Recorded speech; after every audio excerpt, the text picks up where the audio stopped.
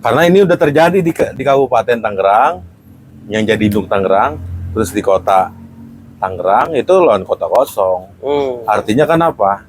Artinya bukan, saya arti positif ya, arti positif pemerintahnya bekerja. Ya. Jadi membentuk sel patron klien bahwa apa yang menjadi politik kebutuhan masyarakat dipenuhi sama, karena ada masyarakat yang sudah mandiri ya gitu. Jadi uangnya itu uang pemerintah daerah untuk yang belum mandiri, yang perlu dibantu. Ketemu lagi dengan beta Bung Redi Walang Bacarita. Apapun ceritanya, yang penting bermanfaat.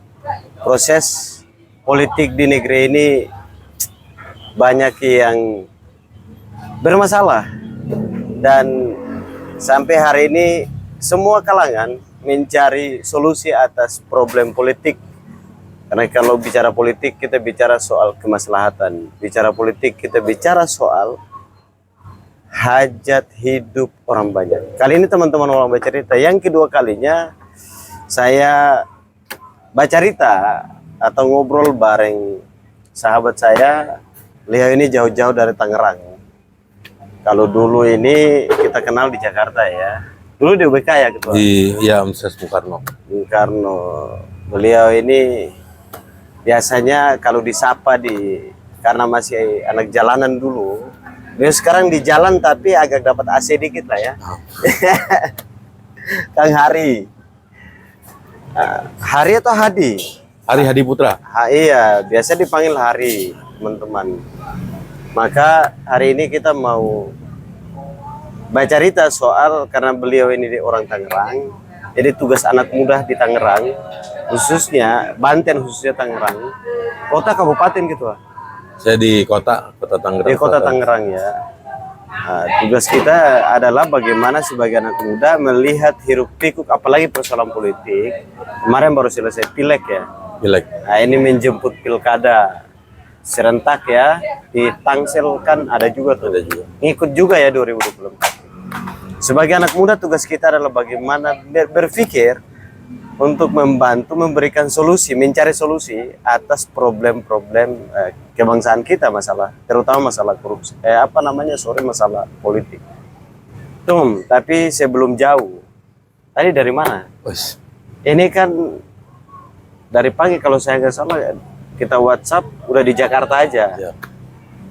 Dari mana tadi? Diceritain dulu tadi dari mana, ngapain aja biar teman-teman tahu. Oh, ini orang Tangsel masuk Jakarta. Oh, Silakan, Tum. Ya, Sambil kalau kopi ya. siap. Kalau bahasa kerennya Jakarta Calling. Jakarta memanggil. Oh iya. Jadi hari ini ada acara besar, besar dan meriah secara substansi, karena ayahanda kita Bang Akbar Tanjung didaulat sebagai maestro aktivis Indonesia. Berarti sekaligus hari ini kita ucapan selamat. Buat ayahanda Kakanda Akbar Tanjung. Bang Akbar Tanjung, Insinyur Haji Akbar Tanjung, yang hari ini didaulat oleh Forum Aktivis Nasional yang diketuai oleh Bang Bursa, penasehatnya Bang Marwar Sirait dan M Kodari. Wah, ini kan aktivis senior semua kan. Makanya tadi berkumpul sama aktivis kampus, aktivis di Senayan tadi ya. Di Nusantara 4. Oh, jadi tadi ketum dari Senayan. Oh iya. Kita foto-foto dikit lah sambil silaturahmi ya. Silaturahmi. Karena saya juga dapat sentuhan langsung dari Bang Akbar. Pernah ikut sekolah politik di Sekolah Kepemimpinan Bangsa. Yang di Akbar Tanjung. Di Kalibata, di kantor Bang Akbar Tanjung Institut. Ya, selama 3 bulan lumayan lah. Termasuk guru besar ilmu politik yang kemarin meninggal, Prof. Salim Haji Said. Itu beliau salah satu narasumber atau dosen di Akbar Tanjung Institut. Ya, makanya kita juga berbela sungkawa. Saya sebagai anak ilmu politik yang belajar, ya kenal beliau. Perpustakaan berjalan. Dan ahli pengamat militer, ahli politik. Jadi ya itu. Tadi perjalanan di Jakarta ada sebelum kita ke Banten atau ke Tangerang, kan dikasih tahu ke teman-teman Polang Bacarita bahwa hadir sebagai anak muda, hadir di acara tadi itu apa sih yang diambil hikmah atau pelajaran apa atau ya ilmu apalah yang tadi diambil dari silaturahmi tadi, pertemuan itu kan pertemuan bersejarah di Republik ini. Ya, mungkin karena Bang Akbar sebagai seorang kader sejati ya, makanya yang hadir tadi kadernya banyak. Oh gitu. Iya. Jadi ini ya teman senior yang pernah di kader, yang pernah sentuhan langsung sama Bang Akbar, mungkin juga pernah dibantu sama Bang Akbar, makanya kayaknya berinisiasi. Makanya saya juga dari Tangerang datang karena merasa pernah disentuh langsung Bang Akbar, diajarin. Makanya Bang Akbar itu bagi saya gitu, tadi di forum itu memang forumnya Bang Akbar. Semua punya ungkapan, semua punya testimoni buat Bang Akbar. Dari Pak Bamsud hadir, terus Bang Marwar, M. Kodari gitu. Ya bahwa Bang Akbar itu sebagai aktivis lengkap lah. Aktivis lengkap, pertama sebagai kader, kedua sebagai intelektual, sebagai pejabat publik, sebagai bapak, ya kan, bapaknya aktivis. Makanya mungkin karena track recordnya panjang dari HMI, KNPI, terus AMPI, Golkar, perjalanan Golkar kan panjang. Perjalanan Golkar, terus sampai sekarang masih aktif mengkader, itu kan salah satu, ini kan berarti Bang Akbar ini melampaui zaman ya. Biasa kan aktivis itu selesai di kampus dia suruh. Nah, Bang Akbar ini kan kalau zaman dulu itu mereka setelah ber-KMPI selesai gitu. Di partai jadi anggota DPR selesai. Kadang gini, kalau Bang Akbar dia sebagai pejabat publik tapi tidak melupakan keaktivisannya. Dia sebagai orang Golkar tapi tidak lupa peran-peran aktivisnya. Jadi yang melekat dari Bang Akbar itu bukannya HMI, bukannya KNPI, bukannya Golkar, malah keaktivisnya dia. Gimana dia mengkader, merawat, jejaring, membantu, gagasannya ya kan, soal demokratisasi ya kan, karena Bang Akbar ini kan dia kelompok sipil yang menonjol di Golkar kan, di antara lautan militer, dan birokrat. Waktu itu kan Golkar ini punya kekuat 3 ya kan. Komponennya ABRI, birokrat, baru Golkar. Nah, Bang Akbar ini melenting kan. Kalau bahasa sekarang dari aktivis langsung ke Wasekjen di tahun 83 itu. Sedikit aja tadi pertanyaannya, apa pelajaran penting yang diambil dari pertemuan tadi? Sebagai anak muda. Sebagai anak muda ya mesti ya nilai-nilai universal ya Bang Akbar tuh deh. Dia tekun. Bang Akbar itu menjadi aktivis itu harus tekun, rajin, dan yang jarang dipunyai aktivis, inklusif, toleransi. Bang Akbar itu orang paling toleran. Banyak dia mengkader kelompok Kristen, PMKRI, tadi hadir testimoni. Semua Cipayung itu pasti pernah disentuh, bahkan disanguni sama Bang Akbar. Makanya di Golkar itu Bang Akbar sering juga kan ke daerah-daerah, konsolidasinya. Ciri khas Bang Akbar itu konsolidasinya dan rata-rata Cipayung plus. Napas sepanjang, stamina-nya kuat. Jadi jadi aktivis tuh pertama harus tekun, kedua napas harus panjang, ya pengetahuan, dan keempat toleransi bos. Itu poinnya Bang Akbar banget tuh. Yang itu tadi yang bisa diambil bisa diambil sebagai generasi muda. Oke, Tum, kita kembali ke kampung halaman. Tapi ini kampung saya udah nggak punya halaman. Oh gitu ya. Kenapa? Halamannya udah jadi kota. Oh gitu. Udah jadi beton. Udah jadi beton ya. Tapi masih ada teras lah. Kita teras itu jadi halaman aja. Selama masih bisa kita duduk ngopi dan ngobrol di situ ya halaman lah gitu. Tum, saya kenal antum ini kan ya sebagai aktivis PMII di UBK. sekarang sudah bukan lagi jadi aktivis mahasiswa. Ketika terjun dari aktivis mahasiswa yang harus kita punya, ini harus salah Idealis. idealis ya. Ketika kembali ke masyarakat hari ini mengabdi, pengabdian ini kan lewat pikiran, lewat apa namanya, ya kerja-kerja sosial dan lain sebagainya, itu kan pengabdian ya. Pilkada Banten ini sudah Tangerang. Banten nanti aja baru kita obrolin. Karena Banten luas, Banten ini. Ya. Dia besar seperti banteng. Tapi di Banten itu seperti pohon beringin yang tumbuh ya. Ampun. Bagaimana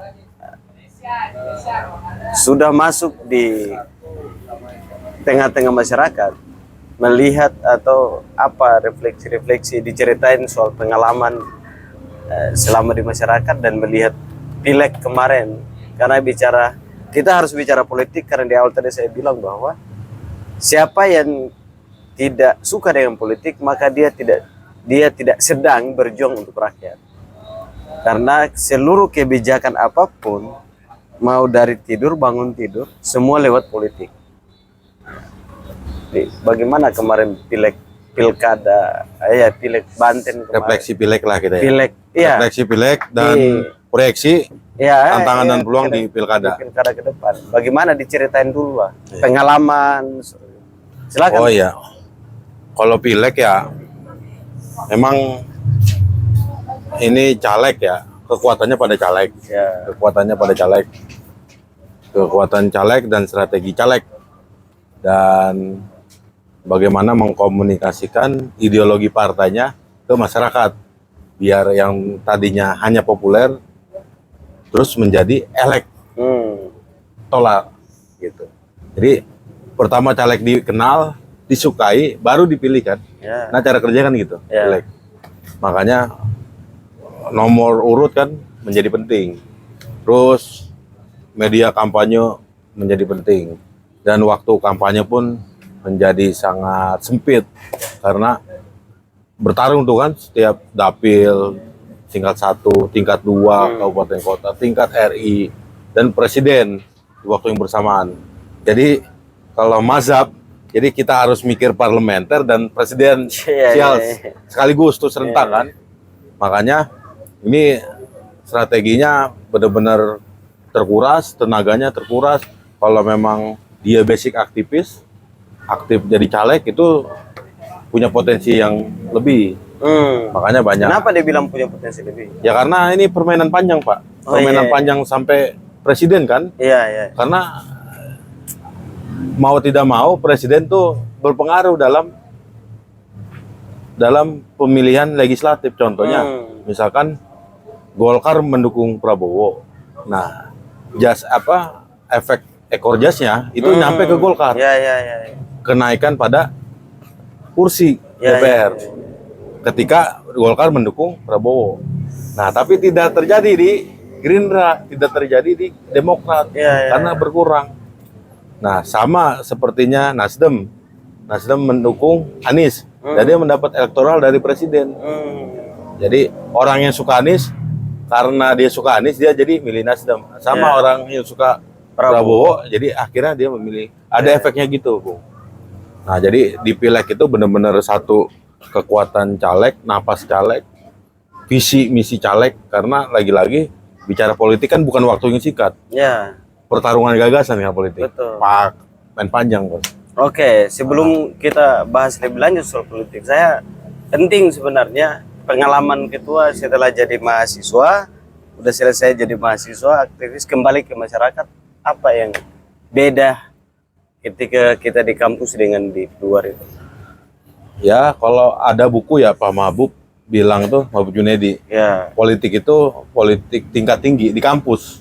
Oke. Nah, di masyarakat sebenarnya nggak terlalu tingkat tinggi, tapi variabelnya berbeda. Oke. Misalnya. Jadi politiknya sederhana, sebenarnya politik silaturahim, ngopi-ngopi begini. Oh gitu. Caleg itu kan banyak yang kopdar kan, ngopi, silaturahim, tanya kabar, apa keperluan masyarakat kan gitu.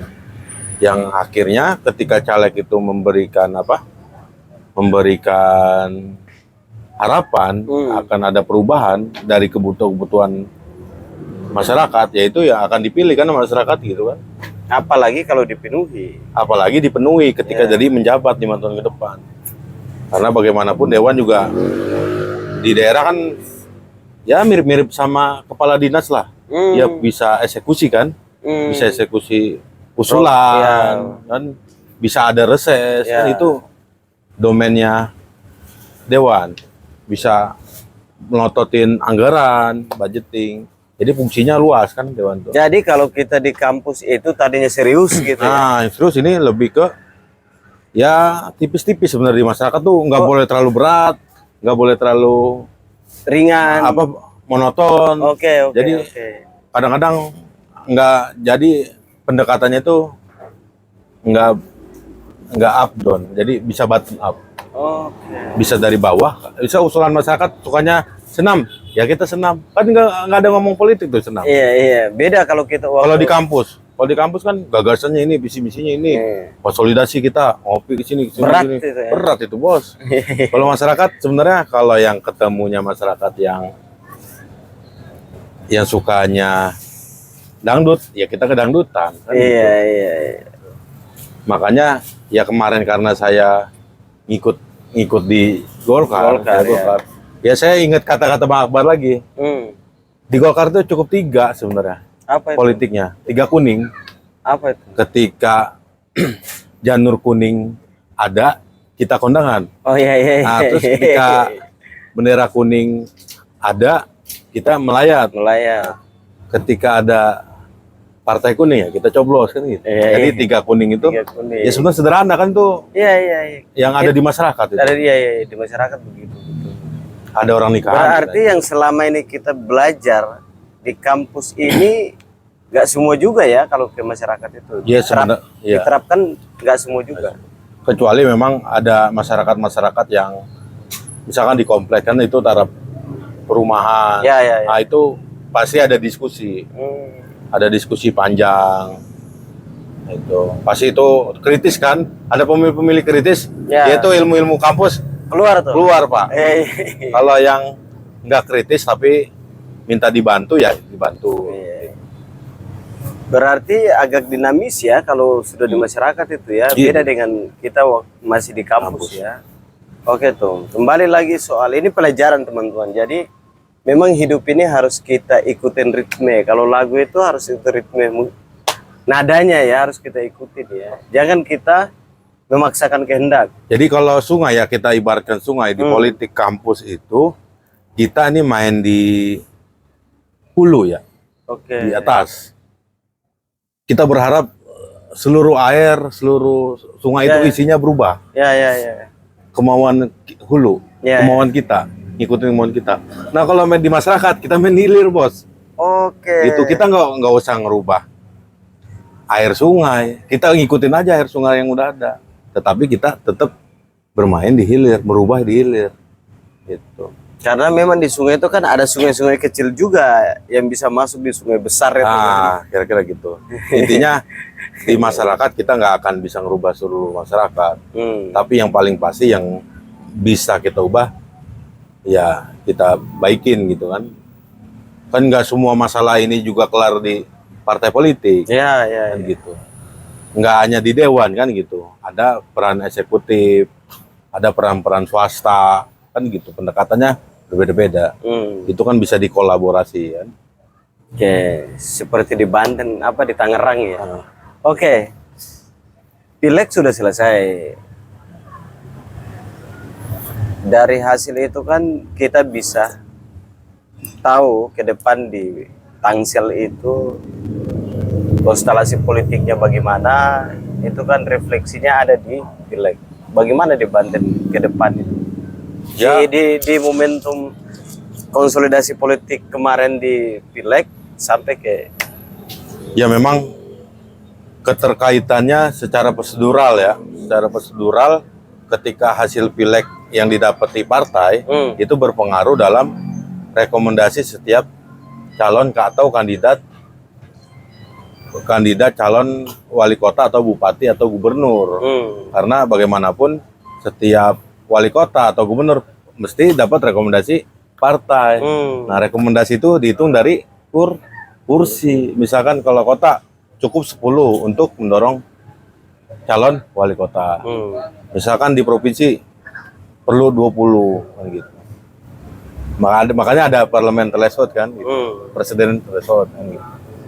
Konstelasi Tangsel ke depan bagaimana tuh soal kemarin? Kemarin partai apa di sana menang? Kayaknya masih menguasai ya, mewarnai. Kalau warna kan beragam, kalau menguasai warna kayaknya kuning ya. Golkar masih Bang 11. Akbar Tanjung lagi. Ampun. Ibu Airin mana? Ibu Airin. Ketua DPD-nya. Oke, bagaimana konstelasi ke depan tuh? Setelah melihat Golkar menguasai. Hari ini kan pemenang ya presidennya ya bukan Golkar kan, dia hanya sebagai partai pengusung. Tapi dengan Banten atau Tangsel ini kira-kira bagaimana ke depan? Menurut analisis dan hasil kerja di lapangan itu, Tom. Ya sebenarnya kalau kemarin mah kita kerja-kerja aja kan gitu. Kalau sekarang ada refleksi lah. Sedikit refleksi buat evaluasi pileg dan refleksi buat menjelang pilkada ke depan. Ya memang tren Golkar lagi naik ya. Tren Golkar naik, misalkan di Tangsel yang tadinya kursi 10 jadi 11. Terus sama di Banten yang tadinya 9 atau 8 jadi 14. Itu kan besar ya. Ya, ada peningkatan elektoral gitu. Itu kan ada strategi khusus ya. Ya mungkin ya itu partai lah dominannya. Kalau saya kan sebagai ya masyarakat ya. Hanya bisa memerhatikan dan ya berjalan aja kalau masyarakat. Dan proyeksi pilkada ya ketentuan undang-undang kan, undang-undang pilkada kan, undang-undang tahun 32 ya, 32. Habibie kan mencetuskan undang-undang 22 tahun 99 dirubah sama rejimnya Bu Mega, undang-undang 32 tahun 2004. Nah ini kan pelaksanaannya itu, landasan hukumnya itu ya di daerah ya melaksanakan pemilu langsung. Yang tadinya dipilih DPRD, sekarang dipilih langsung. Undang-undang 32 tahun 2004 kalau nggak salah ya. Nah itu harus cari koalisi. Jadi dinamikanya hampir mirip sama nasional. Oke, sebelum ke sana Setiap daerah ya. itu. Oke. Sejauh ini menjelang kan udah hasil jelas nih, udah hasil pileg Penetapan jelas. KPU udah tentu. Iya, maksud pileg jelas hasilnya kemarin ya. Berapa yang sudah ada di permukaan kasat mata untuk menjelang pilkada Tangsel ini? Tangsel. Berapa orang dan siapa-siapa aja tuh? Oh. Ya kalau di banner ya, lihat di publik ya. Kan di Tangsel ini baru masih ada petahana. Pak Benyamin dan Pilar. Itu yang diusung Golkar, P3, Gelora waktu pilkada di 2021. Nah, yang nama lain mungkin di publik belum kelihatan ya. Karena Di banner aja. di banner juga belum lah. Oh gitu. Iya, makanya Padahal kan hasil kemarin jelas. iya partai pemenang kedua paling PKS. PKS, PDI, baru Gerindra. Jadi nunggu 4 partai itu kan. Tapi ya kalau prosesnya kan lagi berjalan ya. Saya nggak tahu yang ngambil formulir pendaftaran siapa aja nggak tahu. Tapi yang saya tahu kayaknya Pak Ben. Pak Ben dan Pilar petahana. Karena kalau di tingkat 2 ya, Tangsel itu kan tingkat 2 kotanya. Itu memang ada fenomena di Tangerang melawan kota kosong. Oh gitu. Misalkan di 2018 ada kabupaten dan kota Tangerang itu melawan kota kosong.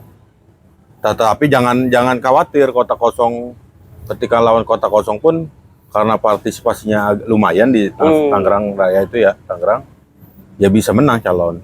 Beda sama di Makassar kan, Bung? Ya. Makassar itu kan yang menang kota kosong. Iya. Di kota apa ya kalau nggak salah? Iya, kalau nggak salah di kota Makassar. Ya kalau saya melihat ini ada gejala sosial juga. Berarti secara institusi bupati dan wali kotanya secara tanda kutip berhasil bekerja, Bos. Bekerja benar. Oke, Nah, oke. akhirnya tingkat kepuasan publik kepada bupati atau wali kota tersebut tinggi. Tinggi ya. Nah, jadi dalam politik itu bisa kita tarik, ini patron klien sudah jadi, Bos. Oke. Nah, jadi ketika masyarakat udah menjadi patron kliennya pemerintah daerah, itu susah lepas, Bos. Bahkan partainya nggak ngaruh mau partai apapun. Nah, Oke. jadi karena patron klien ini udah kebentuk, jadi masyarakat itu nggak ngeliat partai, akhirnya ngeliat ketokohan. Nah, kata kuncinya patron klien. Nah, di Tangerang ini Bupati Tangerang tuh lawan kota kosong. Terus wali kota Tangerang juga kota kosong. Nah, kemungkinan juga Tangsel kalau dinamikanya adem begini, ya bisa juga lawan kota kosong, dan bukannya hal yang baru, nggak usah kita takutin. Nah, ini gejala penguatan kepuasan publik kepada wali kota dan wakil wali kota. Kan ini juga terjadi di pusat kan, Iya. fenomena Jokowi tingkat kepuasannya tinggi, Ya. jadi masyarakat tidak melihat partainya Jokowi, Ya, melihat Jokowinya, melihat institusi presidennya. Makanya ada yang ngusulin 3 periode, ada yang ngusulin perpanjangan jabatan presiden, yaitu dinamika biasa. Ya, tapi di Banten ini kan umumnya Banten dan Tangsel ini kan dia kota penyangga ya, jadi wajar kalau masyarakatnya sudah cerdas. Nah, kalau lawan kota kosong ini di Pulau Seram misalnya, tempat saya, Seram bagian timur Ketua, itu bisa dibilang bupati atau incumbent lah ya yang main gitu. Benar dong, karena kan medsos saja sinyal aja nggak bagus, pendidikan politik lewat sosial media juga nggak jalan, bupatinya kerja nggak terlalu disoroti media seperti di Tangerang atau Tangerang Selatan. Jadi kalau Jabotabek lah ya. Iya, Jabodetabek lah ya. Kalau atau di Pulau Jawa lah umumnya. Jadi kalau lawan kota kosong bupati Seram bagian timur itu berarti ada dugaan besar ini ada permainan. Oh, permainan. Iya dong. Karena kan mata masyarakat itu nggak seperti di Pulau Jawa. Tapi kalau fenomena yang terjadi di Banten atau umumnya itu di Tangerang Selatan, masyarakat sudah melek politik. Setiap menit dan detik orang sudah buka itu sosial media 1x24 jam kan, kira-kira begitu. Jadi ketika ada postingan, ada ilmu, ada informasi soal politik, soal ketidaksukaan dan suka, itu kan cepat. Artinya teredukasi lah masyarakat ini. Jadi kalau kota kosong itu ada di kota, itu memang fenomena yang sangat luar biasa. Oke, kembali lagi bahwa semua orang kan punya mau ketua. Iya dong. Siapa sih partai politik? Maksud ketua nih ada permainan politik apa gitu di belakang atau kosong gitu kan? Kalau permainan politik kota kosong itu diseram misalnya tadi, itu wajar. Karena enggak wajar. Iya dong. Karena kan sosial medianya nggak kencang, pendidikan politik nggak terlalu kencang. Itu hanya di dalam kota. Kepuasan publik belum diukur. Nggak bisa diukur. Karena kan ini di kampung ini, Bos. Kalau di Tangerang Selatan, surveyor banyak. Masyarakat kecil, ya mohon maaf ya, yang nggak lulus SD aja, pengetahuan pendidikannya SMP, SD, itu aja mereka cerdas. Dalam melihat ini si A benar, ini nggak benar, kerja ini benar nggak benar, kan pengawasannya ketat. Jadi kalau ada kota kosong itu kan berarti luar biasa itu fenomena baru dalam kota yang harus ya bupati atau wali kota lain harus belajar. Kenapa sih pengawasannya ketat tapi bisa lawan kota kosong kan begitu? Dan ya potensi lawan kota kosongnya. Kalau di kota mungkin banyak ya kayak Sandiaga Uno ngomong. Ya. mantan-mantan apa calon yang bertanding ya. Dan Ya, ya. kontestasi pemilu ini kan banyak juga. Ya, Pasca ya, kontestasi dia bilang kos politik di kota di Pulau Jawa itu tinggi. Kan itu juga realitas politik. Ya, ya. Nah, mungkin juga ada kenapa kota kosong ini ada hadir ya karena mungkin realitas kos politik ini yang tinggi. Karena partai dengan kursi kan itu perlu rekom dari partai. Ya kalau ngomongin rekom ketum itu kan nggak itu hal yang wajar. Tapi kan ini masalahnya yang nyoblos ini masyarakat kan gini, nggak semua juga dibayar. Kalau bicara soal politik uang misalnya. Ah, tapi gini, semua orang kan mau selain kerja-kerja tadi tadi dijelaskan bahwa masyarakat puas dengan kinerja pemerintah. Tapi kan semua orang punya strategi, semua partai politik kepingin berkuasa di suatu tempat, misalnya Tangerang Selatan. Apa program atau ketua lihat selama ini di Tangerang Selatan nih yang akhirnya membuat masyarakat Tangerang Selatan itu puas? Iya kan, mereka merasa bahagia dengan kepemimpinan yang ada.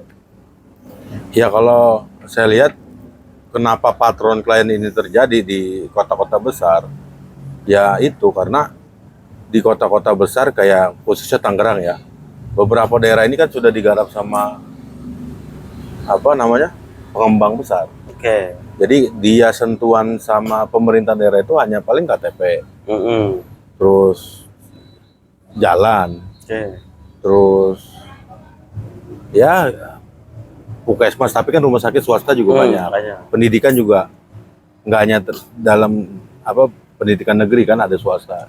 Makanya di daerah-daerah urban ini fenomena patron klien menguat mungkin dan partisipasi masyarakat itu sudah tercover oleh pengembang itu karena dalam pengembang besar ini kan hari ini kan faktanya misalkan kita anggap BSD Sinarmas, Alam Sutra. Terus kalau di kabupaten itu ada Citra gitu kan. Itu kan bukan hanya bangun rumah, tapi bangun pusat pembelanjaan, terus pusat pendidikan, rumah sakit kadang-kadang juga masih ada. Jadi lapangan kerja tersedia ya. Ya makanya kerja-kerja pemerintah daerah terbantu oleh pengembang-pengembang yang multisektoral, bukan hanya menggarap rumah. Kan dulu secara konvensional kan kita anggap pengembang rumah. Iya. Sekarang udah bergeser. Dia juga fungsi-fungsi sosial juga berjalan. Sekolah, pendidikan gitu. Makanya di Tangerang Raya nih ya, saya ngomong khusus Tangerang Raya, ini ada fenomena patron klien. Jadi masyarakat yang non pengembang itu sudah tercover, bisa di kampung, di masyarakat biasa gitu kampung, mungkin udah ada puskesmasnya, sudah ada apa? Dari tingkat posyandu, puskesmas, terus RSUD, gitu. Terus jalanannya udah bagus. Nah ini yang tingkat kepuasannya tinggi. Akhirnya bukan hanya masyarakat yang sadar, tapi partai-partai politik atau lawan-lawan politik sadar bahwa percuma melawan juga karena tingkat kepuasannya tinggi.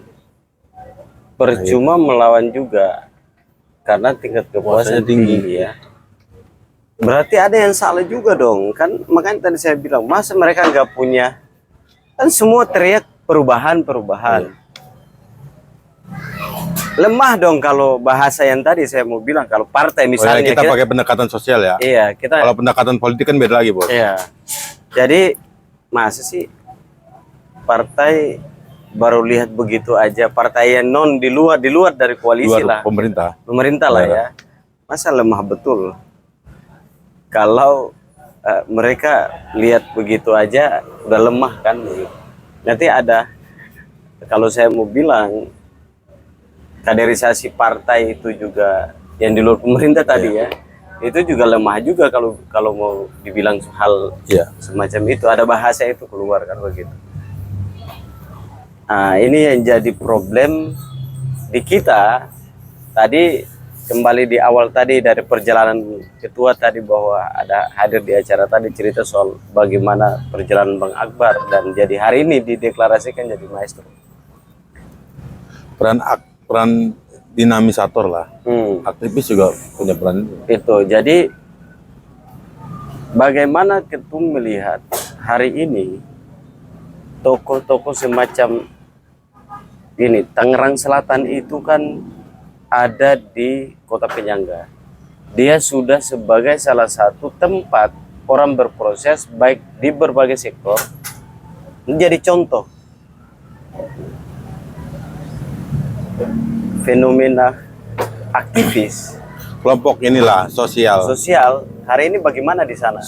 civil society. Nah, bagaimana perannya Kelas mereka? menengahnya. Jadi harapan kita sebenarnya kan lahirlah Akbar Tanjung Muda lah, begitu dong.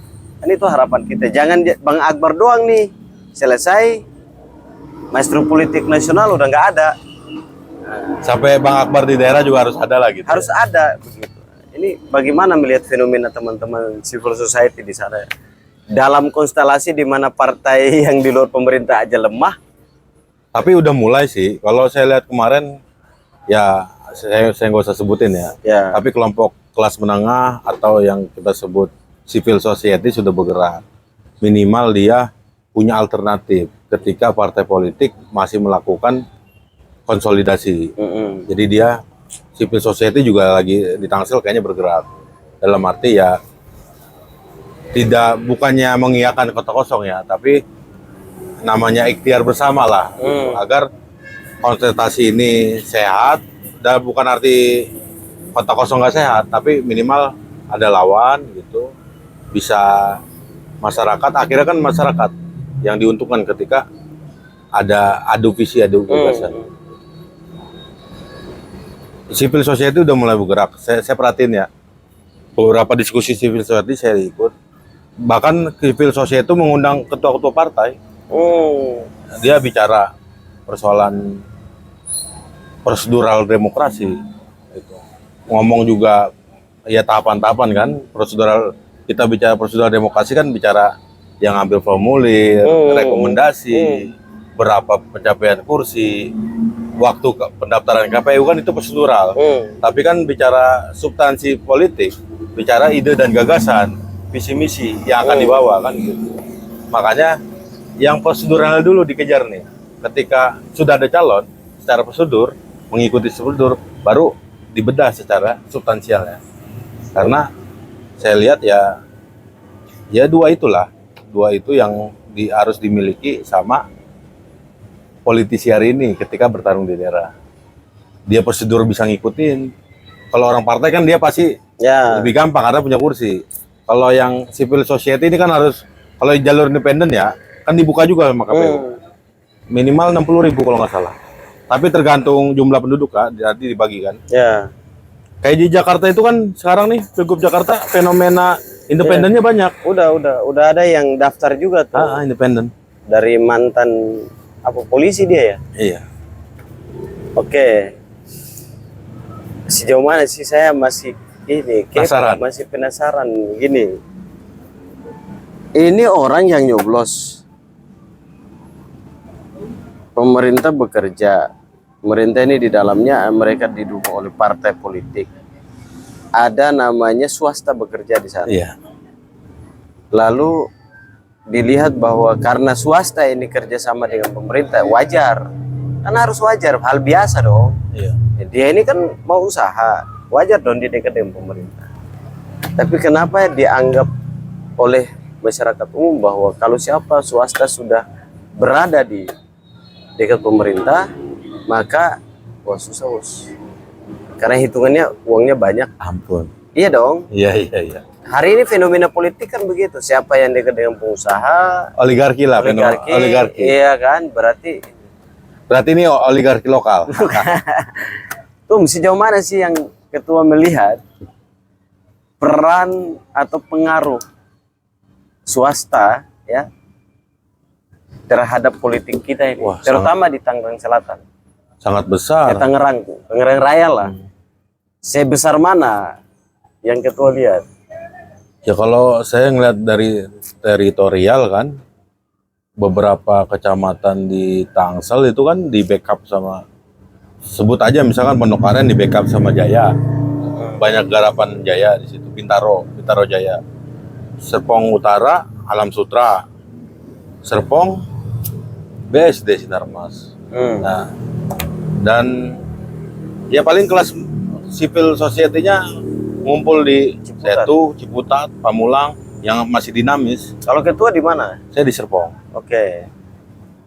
Enggak, maksudnya gini ya. Jadi dalam politik itu ada juga pembangunan pantai helik. Nah, mungkin di Tangsel ini pendekatan pantai heliknya berhasil.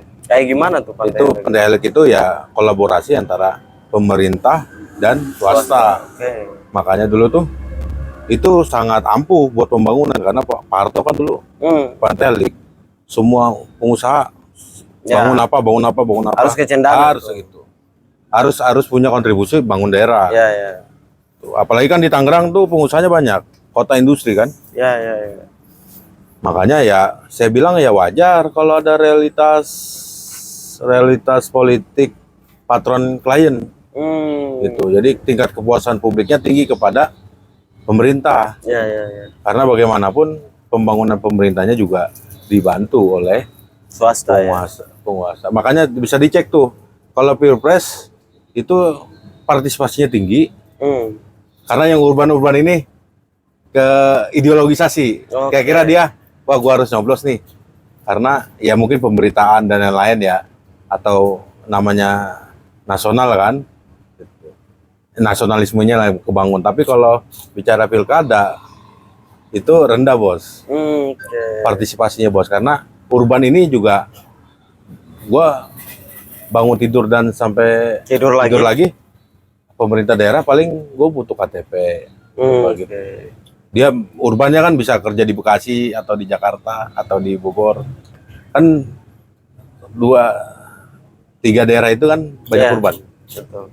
Jadi ya saya bilang wajar kalau karena ini udah terjadi di Kabupaten Tangerang yang jadi induk Tangerang, terus di kota Tangerang itu lawan kota kosong.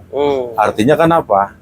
Artinya bukan, saya arti positif ya, arti positif pemerintahnya bekerja. Ya. Jadi membentuk sel patron klien bahwa apa yang menjadi politik kebutuhan masyarakat dipenuhi sama, karena ada masyarakat yang sudah mandiri ya gitu. Jadi uangnya itu uang pemerintah daerah untuk yang belum mandiri, yang perlu dibantu. Makanya masyarakat menganggap pemerintah sudah membantu. Nah, makanya patron klien masyarakat sudah pemerintah daerah.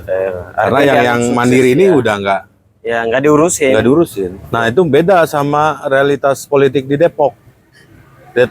Depok ini dinamis semua masyarakatnya. Artinya apa? Dia nggak ada yang dominan pengembangnya di sana. Nggak raksasa yang turun di Depok tuh. Oke. Pembangunan yang biasa aja. Maksudnya klaster. Malah di Depok, Urban juga, tapi masih di kampung urban. malah di Depok itu berarti masih sama seperti dulu, bangun rumah aja gitu. Iya, bangun rumah aja. Orang bangun rumah, beli tanah gitu. Oke. Nggak di cover sama pengembang. Kalau pengembang kan ngaper semua itu, apa air pumpnya, IPL dan lain-lainnya gitu kan. Itu pengaruhnya pemerintah daerahnya yang bisa bersentuhan langsung dengan pengembang dan dia bisa meyakinkan pengembang dan akhirnya bisa menjamin pengembang dia sukses di situ, atau salahnya di mana? Kan Nggak, Depok sebenarnya nggak ada yang salah. kan Depok sama Tangerang tetangga nih. Tetangga. Cuma Bekasi, ya, ya kan? secara politiknya beda karena itu struktur kekuasaannya berbeda. Nah, di Bedanya? Tangsel ini struktur kekuasaannya ada 2 matahari, Pak. Gimana itu? Misalkan yang masyarakat karena dia bukan urban, dia ke pemerintah. Tapi yang urban ini karena sudah di-cover sama pengembang, akhirnya dia selesai di pengembang, Pak. Nggak ada punya kepentingan apa membangun daerah, nggak ada. Beda sama Depok yang secara struktur masyarakatnya sama.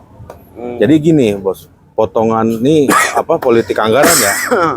APBD-nya misalkan Tangsel hari ini 4 triliun ya, atau sampai 5 triliun.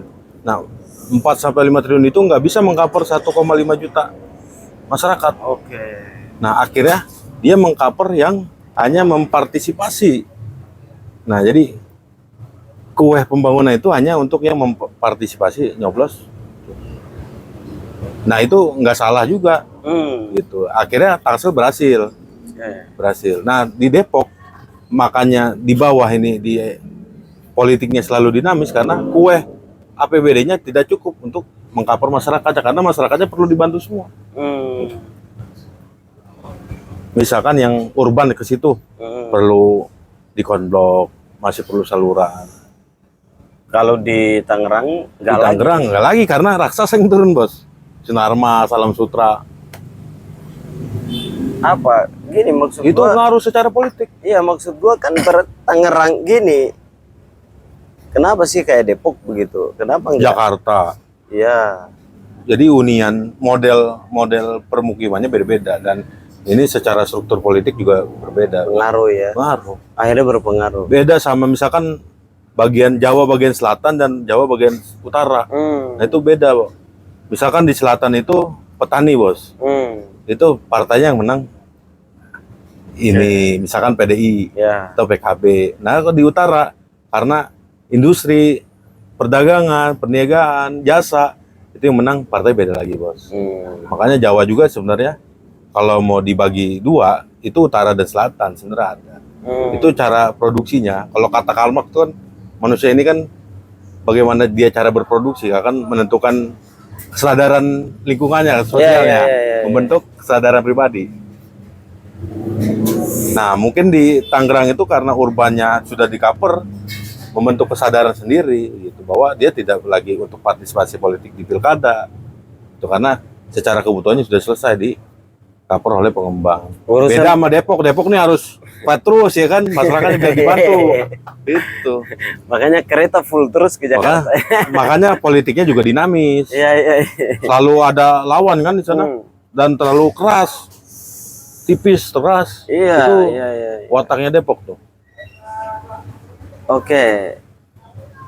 Wah, ini dalam ini kita bahas. Sampai nyebut Karl Marx. Kasih tahu ke teman-teman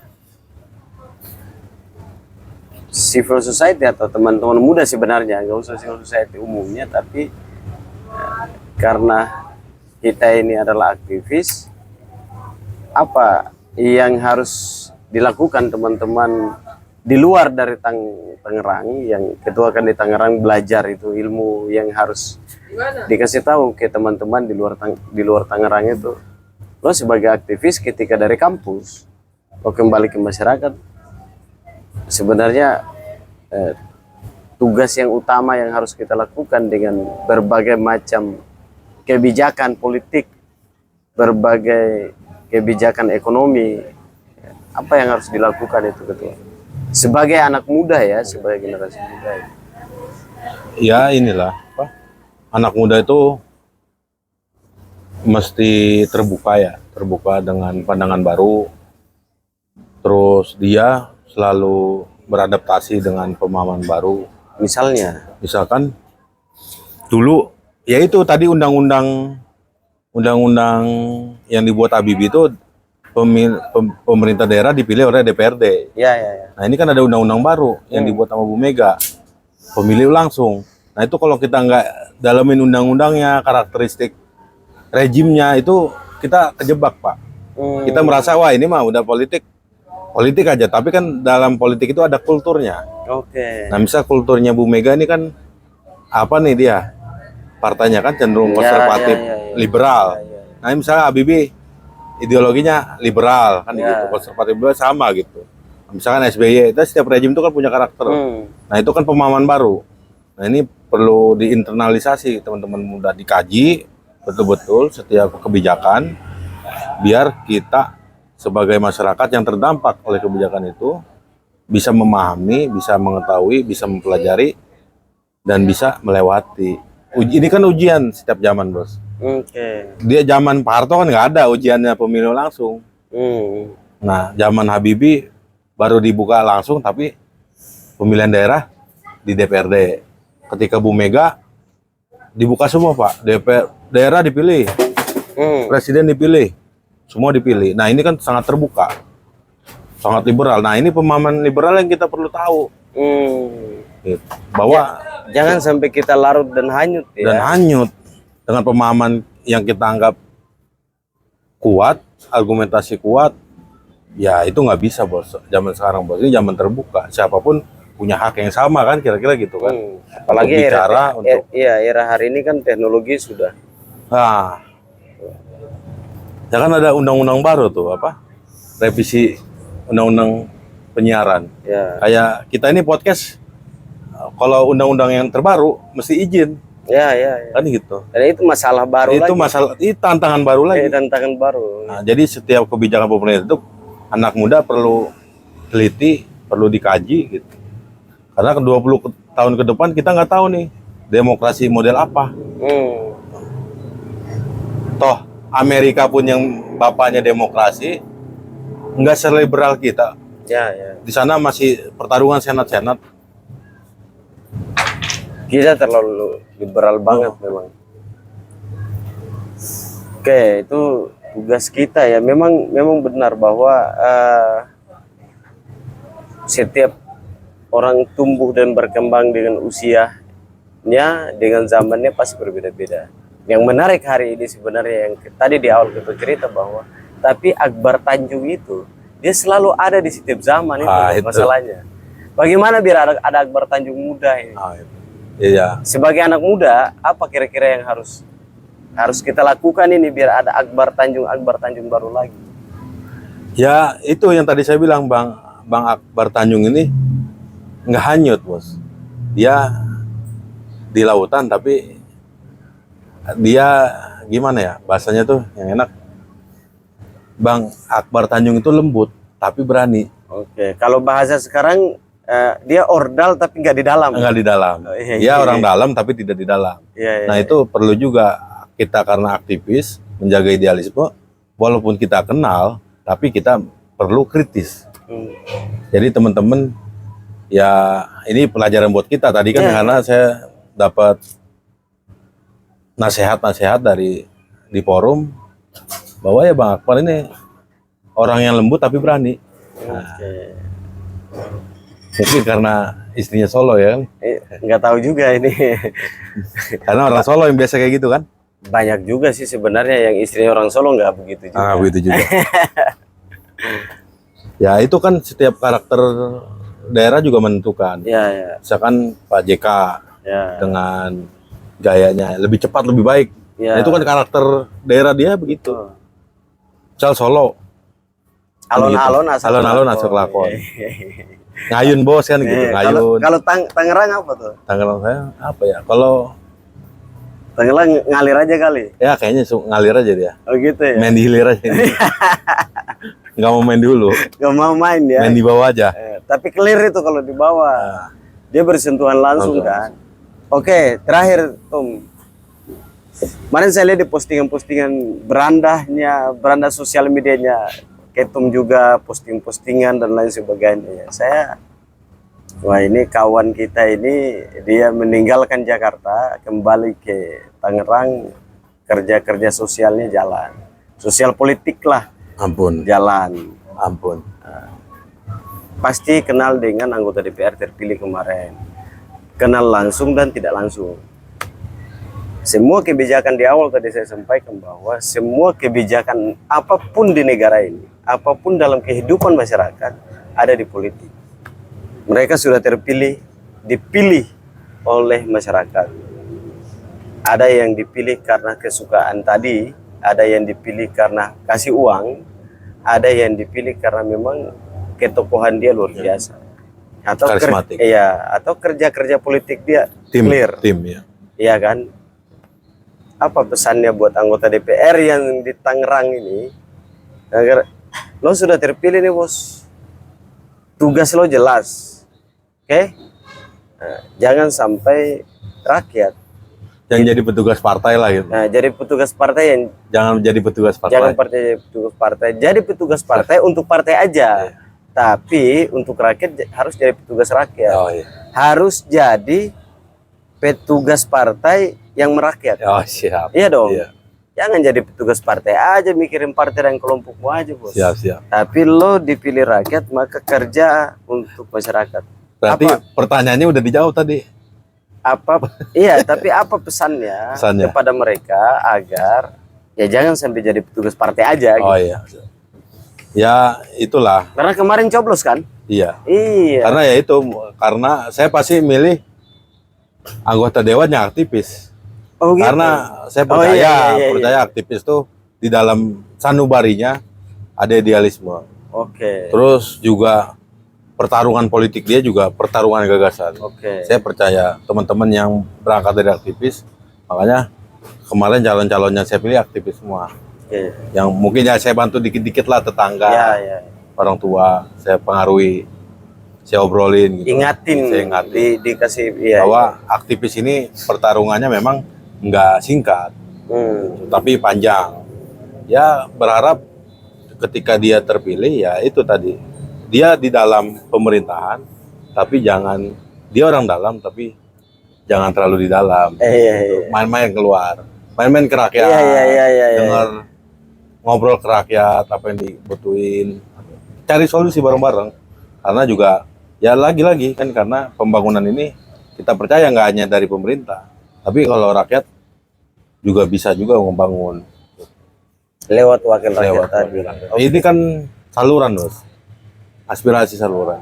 Nah, makanya fungsinya DPRD ya jangan ketika terpilih ya dia di dalam, tapi jangan dia orang dalam tapi jangan di dalam terus. Ya, gitu. belajar dari Bang Akbar tadi. Belajar dari Bang Akbar. Orang dalam tapi tidak di dalam. Ya ada di aktivis, ada di masyarakat.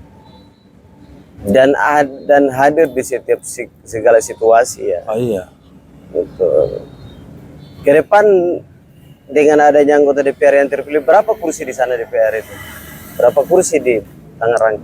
Di Tangerang, di Tangsel itu kayaknya ada Ada 30 kursi ada. Oh, 55. 55 Kalau ya. tingkat 2 55. Oke. Terus ke provinsi 11 ya. Terus ke RI Tangerang Raya 3. Berarti berapa kita punya dewan tuh? 5 ditambah 11, 55, 66 tambah 9, 70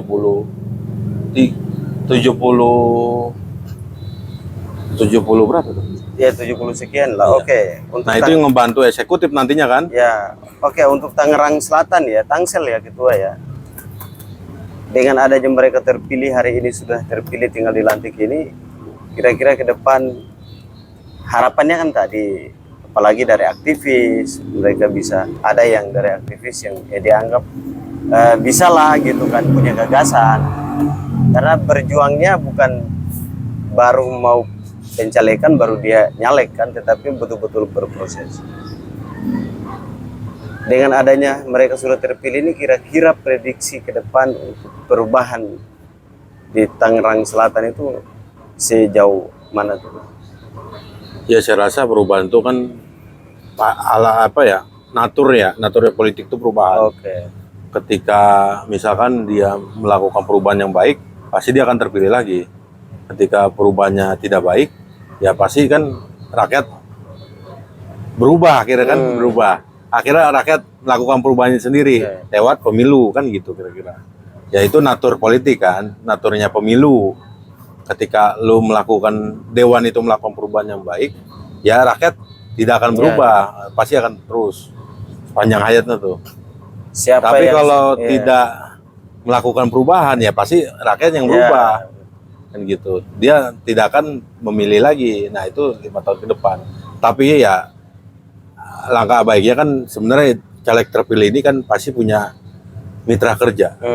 Itu caleg ini kan bukan eksekutor, Bos. Nah, dia punya mitra kerja. Misalkan kemarin saya ngobrol caleg terpilih saya di Komisi 5. Berarti kan luang cara mitra kerja dia kan di Snaker, terus kesehatan kalau nggak salah. Berurusan dengan rakyat. Ya itu jadi rakyat juga diedukasi. Nah itu kan fungsinya reses kan, mengasih tahu peraturan daerah, mitra kerjanya gitu. Rakyat juga ya jangan hanya kritis tapi mesti kritis cerdas. Ditanya dewannya komisi berapa. Nah ketika komisinya sudah tahu, berarti mitra kerjanya ini ya. Berarti ketika masyarakat ke Puskesmas itu juga bisa lewat rekomendasi dewan, nanti bisa ditegur. Kalau ada masalah. Nah, ada masalah gitu. Karena pemerintah daerah yang eksekutor gitu. Makanya ketika tadi patron klien terbentuk, berarti dewannya bekerja, pemerintah daerahnya bekerja. Jadi saluran politiknya sampai. Oke, maka perubahan yang diinginkan pasti dapat ya. Perubahannya lewat apa? Yaitu tingkat kepuasan publik. Nah, kan hari ini kan yang menarik itu survei tingkat kepuasan publik itu lebih dari ini bos, surveinya partai bos. Iya. Partai itu cuma paling elektabilitas, popularitas. Iya. Kalau udah jadi pemerintah, disurvei kepuasan publik. Maka kotak kosong muncul tadi. Makanya fenomena kotak kosong muncul. Iya. Oke, terakhir tuh. Ini kan perkembangan ilmu sosial kan? Sal, harapan buat teman-teman atau pesan buat teman-teman Walang Bacarita agar jangan kamu berpikir kamu cerdas, kamu anggap kamu cerdas ketika di kampus, atau kamu di luar masih ada perubahan, masih ada orang cerdas. Itu satu. Yang kedua, jangan sampai kamu tidak, ya kalau kamu sekarang tidak suka berpolitik, maka ternyata politik itu bagus. Apa pesannya buat teman-teman? Ya kalau kita sebenarnya transformasi ya. Misalkan transformasi dari kehidupan kampus, transformasinya ke kehidupan masyarakat. Apa indikatornya lebih luas lagi tuh masyarakat. Kebutuhannya juga beragam, sifatnya juga lebih dinamis. Nah, ketika kita yang aktivis masyarakat berangkat juga ke kampus, itu melakukan transformasi lagi, pengetahuan dan lain-lain. Jadi saling transformasi aja, bahwa medannya berbeda, indikatornya berbeda, variabelnya berbeda. Itu. Tapi yang saya yakin bahwa perjuangan di masyarakat itu lebih abadi. Abadi itu sepanjang masa. Karena kedinamisan masyarakat itu sendiri. Dan kita hidup langsung setiap saat. Karena kalau di kampus kan periodik. Misalnya 4 tahun, 7 tahun, sekarang kan paling lama. Itu kan dinamisnya ya paling enggak 7 tahun ya kan periodik. Nah, tapi kalau di masyarakat itu dinamis betul. 1 hari 2 hari itu bisa berubah bos. Karena kebutuhan dan pergaulan ruang lingkupnya juga dinamis. Ya itulah, nggak pasti lah kalau sosial itu kita. Saya kan memang latar belakangnya ilmu sosial, fisik. Jadi memang kalau jawaban pasti susah juga. Tapi yang namanya kita ikhtiar bareng. Ya wajib ikhtiar, karena kita bukan orang yang memberikan kepastian kan. Yang penting tiga cabang kekuasaan itu kan bekerja benar, eksekutif, legislatif, dan yudikatif kan itu tiga itu bekerja, trias politiknya bekerja, insya Allah lah kepuasan publik tuh dapat. Nah ini kan juga itu yang enaknya jadi incumbent bang. Oh gitu ya. Dia punya trias politik. Ketika trias politiknya bekerja, ya tingkat kepuasan publiknya kan nggak mungkin ke kejaksaan atau ke ketua DPRD, pasti ke wali kota atau bupati atau gubernur atau presiden. Oke. Itu ya, jadi kembali lagi bahwa memang enak jadi incumbent tuh. Jadi incumbent itu enak. Dan enak juga kalau kita ini sebenarnya semua memahami soal politik dan kita mau berpolitik, karena kita sejak lahir aja sudah berpolitik sebenarnya kan. Udah punya akte. Punya akte lahiran. Posyandu. Bidan. Oke, tanggung jawab kita masih panjang gitu. Jadi pilkada baru pendaftaran lah, masih besok ketika udah pendaftaran kita podcast lagi. Siapa nama-nama yang nyangkut nih ya kan? Tangsel atau di Banten. Jadi teman-teman tunggu aja, nanti kita juga butuh memang sentuhan-sentuhan dan peta atau konstelasi politik di Tangerang ya, Tangerang Raya lah. Apalagi ini kan besok presidennya militer bos. Siapa tahu ada revisi undang-undang MD3 baru lagi. Kita nggak tahu. Revisi undang-undang pemilu. Betul. Nah ini kan mempengaruhi corak atau natur politik di daerah juga. Hari ini misalkan PJ itu kan pengaruh, itu beda lagi naturnya sama gubernur yang dipilih. Nah itu kan juga perlu kita pelajari, cermati dengan baik. Betul. Tugas kita itu. Itu kunci juga itu PJ daerah yang mau pemilu. Baik, Ketua. Terima kasih. Takutnya nyalon kayak di Jakarta tuh kan. Baik. PJ-nya nyalon. Itu bahaya juga. Karena hampir 2 tahun. Iya. Oke, kawan-kawan Walang Bacarita, itu cerita kita hari ini, dan tadi itu semoga bermanfaat. Dan memang kita harus belajar. Tadi saya tutupnya kita belajar dari Bang Akbar Tanjung sebagai maestro politik maestro aktivis Indonesia. Dan memang kita butuh Akbar Tanjung muda Ketua ya.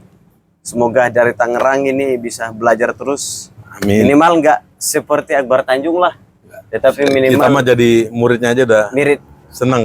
Mirip lah, walaupun agak jauh, tetapi kan minimal mendekati. Itu saja sekali lagi dari Walang Bacarita. Sampai ketemu di podcast atau di konten-konten selanjutnya. Kalau mau podcast, kontak di IG-nya Walang Bacarita atau Atau bisa di bawah ini, di bawah ini. di bawah kolom komentar.